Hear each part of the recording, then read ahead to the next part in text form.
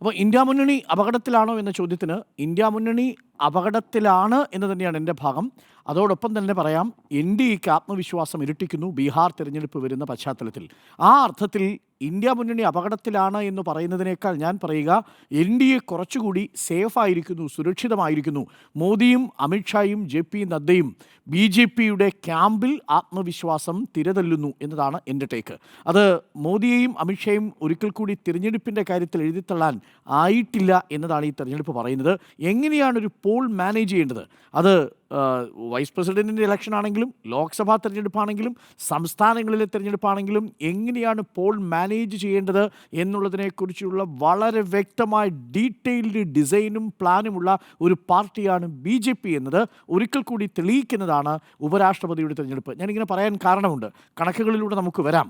അതിനു മുമ്പ് ഇപ്പോൾ കിരൺ റിജ്ജുവിൻ്റെ ഒരു ട്വീറ്റ് നേരത്തെ വന്നിരുന്നു. കിരൺ റിജ്ജു തിരഞ്ഞെടുപ്പിൻ്റെ വിജയത്തിന് ശേഷം കിരൺ റിജ്ജു അഭിനന്ദിച്ച വാചകം ഇതാണ്: special thanks to some MPs of India alliance who voted with conscience for N D A candidate in the vice president election. India മുന്നണിയിലെ എം പിമാർക്ക് നന്ദി പറയുകയാണ്. നിങ്ങൾ നിങ്ങളുടെ ആത്മാവിൻ്റെ വിളി കേട്ട് എൻ ഡി എയുടെ സി പി രാധാകൃഷ്ണനെ വിജയിപ്പിച്ചതിലും പിന്തുണ പ്രഖ്യാപിച്ചതിലും എൻ ഡി എയുടെ മന്ത്രി, പാർലമെൻ്ററി കാര്യമന്ത്രി നന്ദി പറയുകയാണ്. എന്താണ് യഥാർത്ഥത്തിൽ സംഭവിച്ചത്? നമ്മൾ വൈസ് പ്രസിഡന്റ് തിരഞ്ഞെടുപ്പിനെ ഞാൻ വളരെ സൂക്ഷ്മമായി വിലയിരുത്തണമെന്ന് പറയുന്ന ആളാണ്. രണ്ട് രീതിയിൽ: ഒന്ന്, സ്ഥാനാർത്ഥി പ്രഖ്യാപനം വരെയുള്ള രാഷ്ട്രീയ നീക്കം, അതിനുശേഷം മുന്നണികളെ ഒപ്പം നിർത്താൻ കഴിഞ്ഞത്, ഇത് നൽകുന്ന സന്ദേശം എന്നിങ്ങനെ മൂന്ന് പ്രധാനപ്പെട്ട കാര്യങ്ങളായിട്ട് നമുക്കതിനെ എടുക്കാം. സ്ഥാനാർത്ഥിയെ നിർത്തുന്ന സമയത്ത് വലിയ രീതിയിൽ പ്രചരണം മുൻപോട്ട് വെച്ചു. അതിൽ നമ്മളൊക്കെ പ്രതീക്ഷിച്ചത് ആരിഫ് മുഹമ്മദ് ഖാൻ അടക്കമുള്ള ആളുകളൊക്കെ വരും എന്നുള്ളതാണ്. ഒരു വേള ശശി തരൂരിൻ്റെ പേരൊക്കെ പരിഗണിക്കുന്നു എന്ന തലത്തിലുള്ള വലിയ ചർച്ചകളൊക്കെ നടന്നു. പക്ഷേ ബി ജെ പി വളരെ കൃത്യമായിട്ടുള്ളൊരു മെസ്സേജാണ് കൊടുത്തത്. സി പി രാധാകൃഷ്ണൻ എന്ന് പറയുന്നത് കാര്യം നോക്കൂ, ബി ജെ പിയുടെ തിരിച്ചുവരവ് ചെറുതല്ല കേട്ടോ. കാരണം ജഗദീപ് ധൻഖർ വളരെ പെട്ടെന്ന് അപ്രത്യക്ഷമാവുകയും രാജിവെച്ചൊഴിയുകയും ബി ജെ പി ക്യാമ്പിൽ ഇത് വലിയ മ്ലാനത പടർത്തുകയും ചെയ്തു. അവിടെ നിന്നുള്ള തിരിച്ചുവരവാണെന്നാണല്ലോ ചോദിക്കണം. പ്രതിപക്ഷം ജഗദീപ് ധൻഖറിൻ്റെ വിഷയത്തിൽ പാർലമെൻറ്റിൽ ഉയർത്തിയ കൊടുങ്കാറ്റ് നമ്മൾ കണ്ടതാണ്. എവിടെ ജഗദീപ് ധൻഖർ? ജഗദീപ് ധൻഖർ വീട്ടുതടങ്കലിലല്ലേ എന്ന ചോദ്യങ്ങൾക്ക് മറുപടി പോലും പറയാൻ കഴിയാതെ നിൽക്കുന്ന സാഹചര്യത്തിൽ അത് ജഗദീപ് ധൻഖർ വളരെ കൃത്യമായി പാർട്ടിയെ പ്രതിരോധത്തിലാക്കിയ സമയത്താണ് സി പി രാധാകൃഷ്ണനെ നിശ്ചയിച്ചുകൊണ്ടുള്ള ബി ജെ പിയുടെ വരവ്. സി പി രാധാകൃഷ്ണനെ നിശ്ചയിച്ചപ്പോൾ എന്ത് മെസ്സേജാണ് കൊടുത്തത് എൻ ഡി എ? ആ സ്ഥാനാർത്ഥി നിർണ്ണയത്തിലുണ്ടല്ലോ ആ രാഷ്ട്രീയ കൗശലം. അടുത്ത വർഷം തെരഞ്ഞെടുപ്പ് നടക്കാൻ പോകുന്ന സംസ്ഥാനമല്ലേ തമിഴ്നാട്. ഉപദേശീയത എന്നുള്ളത് രാഷ്ട്രീയത്തിൽ, സബ് നാഷണലിസം എന്നുള്ളത് രാഷ്ട്രീയത്തിലെ വലിയ മൂലധനവും ഊർജവുമാണെന്ന് തിരിച്ചറിഞ്ഞ പാർട്ടിയുടെ പേരാണ് ബി ജെ പി എന്ന് പറയുന്നത്. അത് വളരെ കൃത്യമായി സമയാസമയങ്ങളിൽ ദേശീയതയും ഉപദേശീയതയും, സബ് നാഷണലിസം, അതായത് തമിഴിയൻ്റെ വികാരം, മറാഠിയൻ്റെ വികാരം, തെലുങ്കിൻ്റെ വികാരം, ഇതൊക്കെ എങ്ങനെയാണ് ഉപയോഗപ്പെടുത്താൻ, രാഷ്ട്രീയമായി ഉപയോഗിക്കുക എന്നുള്ളതിനെക്കുറിച്ച് വ്യക്തമായ ധാരണയും പ്ലാനിങ്ങുമുള്ള ഒരു പാർട്ടിയാണ്. അതുകൊണ്ടാണ് സി പി രാധാകൃഷ്ണനെ തീരുമാനിക്കുന്നത്. സി പി രാധാകൃഷ്ണനാണെങ്കിൽ ആ പദവിക്ക് അർഹനാണെന്നാണ് എൻ്റെ പക്ഷം. കാരണം സി പി രാധാകൃഷ്ണൻ അത്രമേൽ പാർലമെൻ്ററി അനുഭവമുണ്ട്. 1998 99 അടൽ ബിഹാരി വാജ്പേയിയുടെ സമയത്ത് കോയമ്പത്തൂരിൽ തിരഞ്ഞെടുക്കപ്പെടുക, പാർലമെൻ്ററി രാഷ്ട്രീയത്തിലാണെങ്കിൽ അങ്ങനെ, ഗവർണർ പദവിയിൽ അദ്ദേഹം സേവനമനുഷ്ഠിച്ച ജാർഖണ്ഡ് ആണെങ്കിലും മഹാരാഷ്ട്രയാണെങ്കിലും ഒക്കെ വളരെ സ്തുത്യർഹമായ രീതിയിൽ അദ്ദേഹം ആ പ്രവർത്തനം നടത്തിയ ആളാണ്. കേരളത്തിൽ സംഘടനാ മികവ് കൊണ്ട് തന്നെ ശ്രദ്ധിക്കപ്പെട്ട നേതാവാണ്. കാരണം കേരളത്തിൻ്റെ പ്രഭാരിയായിരുന്നു. ആ സമയത്ത് ക്രിസ്ത്യൻ വോട്ട് ബാങ്കുകളെ കൂടെ നിർത്താൻ വേണ്ടി സി പി രാധാകൃഷ്ണൻ എടുത്ത നിലപാട് ശ്ലാഘനീയമാണ് ബി ജെ പിയുടെ പെർസ്പെക്റ്റീവിൽ. അപ്പോൾ വളരെ കൃത്യമായി സ്ഥാനാർത്ഥി പിച്ച് ചെയ്തു. അവിടെ തന്നെ എൻ ഡി എയുടെ ആദ്യത്തെ സ്ട്രാറ്റജി വിജയിച്ചു. തമിഴ്നാട്ടിൻ്റെ ഒരു സെന്റിമെന്റ്സ് കൂടി അതിനകത്ത് വരും. ഡി എം കെയുടെ വോട്ട് ഷിഫ്റ്റ് ആവും എന്ന് കരുതി. തമിഴ്നാട്ടിലെ സെന്റിമെന്റ്സിന് വേണ്ടിയിട്ട് അതൊക്കെ വിജയിച്ചില്ലേ? എങ്ങനെ നിങ്ങൾ നോക്കൂ, തമിഴ്നാട്ടിൽ കഴിഞ്ഞ തവണ ബി ജെ പിയുടെ അണ്ണാമലയെ കൊണ്ടുവന്നപ്പോൾ ഉണ്ടാക്കിയ തരംഗം ഇതുവരെ നമ്മൾ കാണാത്താണോ? ഒടുവിൽ അണ്ണാമല അവിടെ നിന്ന് മാറ്റേണ്ടി വരുന്ന സാഹചര്യം ഉണ്ടായി. പക്ഷേ അവിടെ നോക്കൂ, ബി ജെ പി തമിഴ്നാട്ടിൽ എങ്ങനെയാണ് കോൺഗ്രസിന് നിലനിൽക്കാൻ പറ്റാതെ പോയത്? അവിടേക്കാണ് ബി ജെ പി എന്ന് പറയുന്ന നാഷണൽ പാർട്ടി കരുതുന്നത്. അതെന്നും ദ്രവിഡ രാഷ്ട്രീയത്തിൻ്റെ മണ്ണാണ്. അവിടെ പുറത്തു നിന്നൊരു പാർട്ടിക്ക് കോൺഗ്രസിൽ നിന്ന് പിന്നീട് ദ്രവിഡ രാഷ്ട്രീയത്തിലേക്ക് പോയി ഒരിക്കലും കോൺഗ്രസിന് തിരിച്ചു വരാൻ കഴിഞ്ഞില്ല. അവിടേക്കൊരു കടന്നുവരവിനാണ് ബി ജെ പി ശ്രമിക്കുന്നത്. സി പി രാധാകൃഷ്ണൻ നിർത്തുന്നതിൻ്റെ ഒരു രാഷ്ട്രീയ ആ ശ്രമം വളരെ, ഞാൻ പറഞ്ഞത് വളരെ പ്ലാനിങ്ങോട് കൂടി നടത്തുന്നു എന്നുള്ളതാണ്. അതാണ് പോൾ മാനേജ്മെന്റ് എന്ന വാക്ക് ഞാൻ ഉപയോഗിച്ചത്. വളരെ ശ്രദ്ധാപൂർവ്വം നടത്തിയ പോൾ മാനേജ്മെന്റ് ആണത്. അതിനുശേഷം എൻ ഡി എയുടെ കോൺഗ്രസിന്റെ സ്ഥാനാർത്ഥി, വളരെ പെട്ടെന്ന് കോൺഗ്രസിന്റെ സ്ഥാനാർത്ഥി വേണം. മാർഗരറ്റ് ആൽവെയാണ് ജഗദീപ് ധൻഖറിനോടൊപ്പം എതിരെ മത്സരിക്കാൻ വേണ്ടി നിർത്തിയത്. അന്നത്തെ മത്സരം അപേക്ഷിച്ച് നോക്കിക്കഴിഞ്ഞാൽ നേട്ടമുണ്ടാക്കിയിട്ടുണ്ട്. കാര്യം എന്താ? കഴിഞ്ഞ ലോക്സഭാ തെരഞ്ഞെടുപ്പിന് ശേഷം 2022 ശേഷം ഇന്ത്യ മുന്നണിയുടെ നേട്ടം എന്ന് പറയുന്നത് കഴിഞ്ഞ തവണത്തെ മാർഗരറ്റ് ആൽവ മത്സരിച്ച് 2022 ഉത്തരാഖണ്ഡിലെ തെരഞ്ഞെടുപ്പിൽ നിന്ന് വിഭിന്നമാണ്. അന്ന് ആ കണക്ക് എന്താ പറയുന്നത്, മാർഗരറ്റ് ആൽവയ്ക്ക് അന്ന് കിട്ടിയത് 182 വോട്ടോ മറ്റോ ആണ്. ഇപ്പോൾ സുദർശൻ റെഡ്ഡിക്ക് കിട്ടിയിരിക്കുന്നതാവട്ടെ 300 വോട്ടുകളാണ്. ഏകദേശം 118 വോട്ടിൻ്റെ കൂടുതൽ കിട്ടിയിട്ടുണ്ട് ഇന്ത്യ മുന്നണി സ്ഥാനാർത്ഥിക്ക്. അന്ന് ഓർമ്മിക്കണം, 55 പാർട്ടി MP-മാർ മാർഗരറ്റ് ആൽവ മത്സരിക്കുന്ന സമയത്ത് ഇന്ത്യ മുന്നണിയിൽ വോട്ട് ചെയ്യാതെ മാറി നിന്ന സാഹചര്യമുണ്ട്. അതായിരുന്നു അന്നത്തെ സാഹചര്യം. അന്നത്തെ സാഹചര്യത്തെ അപേക്ഷിച്ച് ഇന്ത്യ മുന്നണി മെച്ചപ്പെട്ട ഒരു നിലയിലാണ്. അതിൽ 2024 ലോക്സഭാ തെരഞ്ഞെടുപ്പും അതിനുശേഷം രാഹുൽ ഗാന്ധിയുടെ നേതൃത്വത്തിൽ നടത്തിയ ക്യാമ്പയിനും ഒക്കെ ഗുണം ചെയ്തു എന്നതാണ് ഞാൻ മനസ്സിലാക്കുന്നത്. അതുകൊണ്ടാണ് പൂർണ്ണമായും ഞാൻ ഒപ്പോസിഷനെ തള്ളിക്കളയാൻ തയ്യാറല്ല. പക്ഷേ ഇവിടെ NDAയുടെ മികവ് നമ്മൾ കാണാതെ പോകരുത്. ഇനി സുദർശൻ റെഡ്ഡിയെ നിർത്തുന്ന സമയത്ത് എന്ത് ഫീലിംഗ് ആണ്? ഇതേ ഉപദേശീയത തന്നെയാണ് അവർ പ്രധാനമായിട്ട് രാഷ്ട്രീയ ആയുധമാക്കാൻ ഉപയോഗിച്ചത്.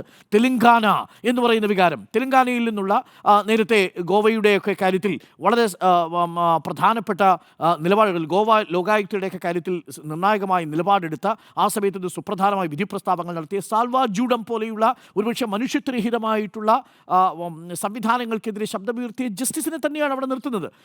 ഒരു നരേഷൻ കൊണ്ടുവരാൻ കോൺഗ്രസ് ശ്രമിക്കുന്നുണ്ട്.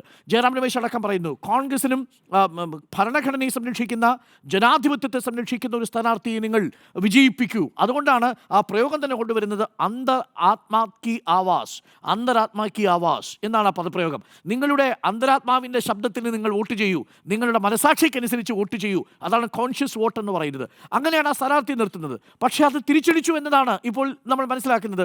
തെലങ്കാനയിൽ നിന്നാണെങ്കിൽ ആ ഉപദേശീയതയെ രാഷ്ട്രീയ ഗുണകരമായിട്ട് ഉപയോഗപ്പെടുത്താൻ കഴിയുമായിരുന്നെങ്കിൽ ഈ ചന്ദ്രശേഖരനുമായിട്ട് നിങ്ങൾ ചർച്ച ചെയ്യണമായിരുന്നു. ഒരു ചർച്ചയും അവിടെ ഉണ്ടായില്ല. ഒടുവിൽ എന്താ സംഭവിച്ചത്? BRSന് 4 MP-മാരുണ്ടായിരുന്നു. ഈ തെരഞ്ഞെടുപ്പിൽ അവർ പങ്കെടുത്തില്ല. തെരഞ്ഞെടുപ്പിൽ ഇത് മാറി നിന്നു. KCRൻ്റെ BRS, BJD അവിടെ 7 പേരുണ്ട്. BJD എന്താ, BJDയുമായിട്ട് ഒരു ചർച്ച നടത്താൻ കോൺഗ്രസിൻ്റെ ആളുകൾ തയ്യാറായിരുന്നില്ല. പ്രതിപക്ഷ കക്ഷികൾക്ക് വേണ്ടിയിട്ട് ഡിന്നർ വെച്ച്, പക്ഷേ അവസാന നിമിഷം പ്രളയം കാരണം അത് മാറ്റിവെച്ച സാഹചര്യത്തിൽ പോലും ഈ BRSുമായിട്ടോ BJDയുമായിട്ടോ ചർച്ച ചെയ്ത് അവരുടെ സാന്നിധ്യം ഉറപ്പുവരുത്താൻ സാധിച്ചില്ല. ഇനി നിങ്ങൾ സുദർശൻ റെഡ്ഡിയാണ് നിർത്തുന്നതെങ്കിൽ ഏറ്റവും കൂടുതൽ തെലങ്കാനയിൽ നിന്ന് MP-മാരുള്ളൊരു പാർട്ടികളിൽ ഒന്ന് TDP കഴിഞ്ഞാലുള്ളത് YSRCP ആണ്. YSRCPക്ക് 4 ലോക്സഭാ MP-മാരും 7 രാജ്യസഭാ MP-മാരുമുണ്ട്. പക്ഷേ YSRCPയുമായിട്ട് കോൺഗ്രസ് ചർച്ച ചെയ്യുന്നില്ല. ഒടുവിൽ എന്ത് സംഭവിച്ചു? ഈ 11 YSRCPയിലെ MP-മാരും ആർക്ക് അനുകൂലമായിട്ട് വോട്ട് ചെയ്തു? തെലങ്കാനയിൽ നിന്നുള്ള തെലുങ്ക് സംസാരിക്കുന്ന സുദർശൻ റെഡ്ഡിക്കല്ല അവർ വോട്ട് ചെയ്തത്.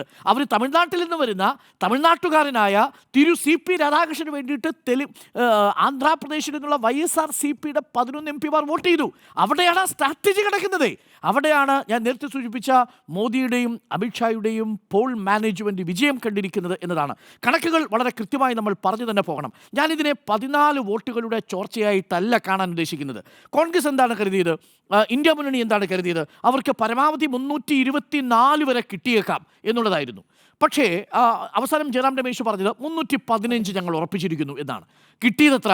300. അപ്പോൾ ഒറ്റ നോട്ടത്തിൽ തന്നെ 15 വോട്ട് അവിടെ നിന്ന് മാറി കിട്ടി. 15 എണ്ണം മാറി. 15 പേര് അബ്സ്റ്റെയിൻ ചെയ്യുന്ന സാഹചര്യം ഉണ്ടായി. മാത്രവുമല്ല 11 പേര് YSRCPയുടെ ഭാഗത്തുനിന്നും പോയി. 14 വോട്ടുകൾ അപ്പുറത്തേക്ക് മറിഞ്ഞു.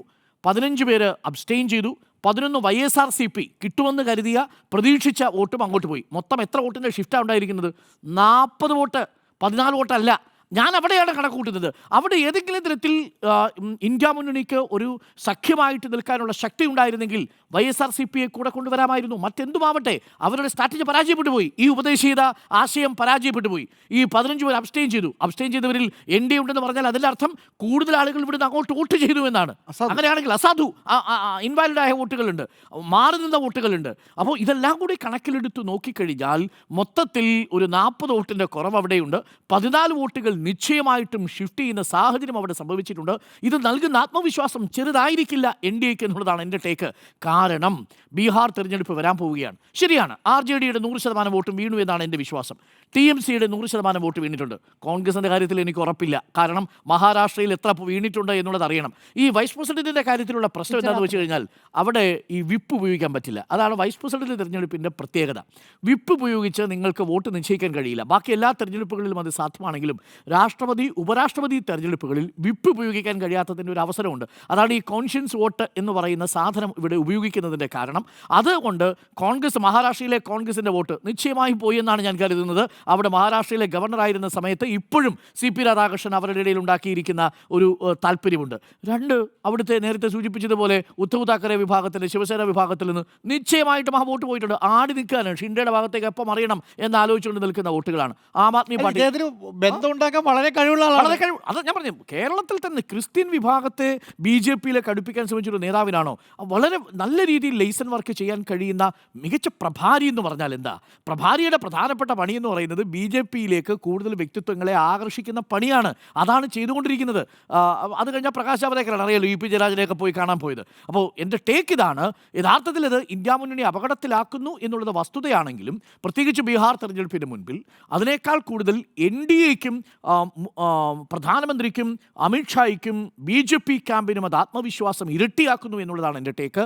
ഒരിക്കൽ കൂടി നമുക്ക് എഴുതിത്തള്ളാൻ പറ്റാത്ത പോൾ മാനേജ്മെൻറ്റ് വൈഭവം പ്രകടിപ്പിച്ചിരിക്കുന്നത് മോദി അമിത്ഷാ ടീമാണ്. അതുകൊണ്ട് ഇത് എൻ്റെ credit goes to Modi, Amit Shah and B J P camp.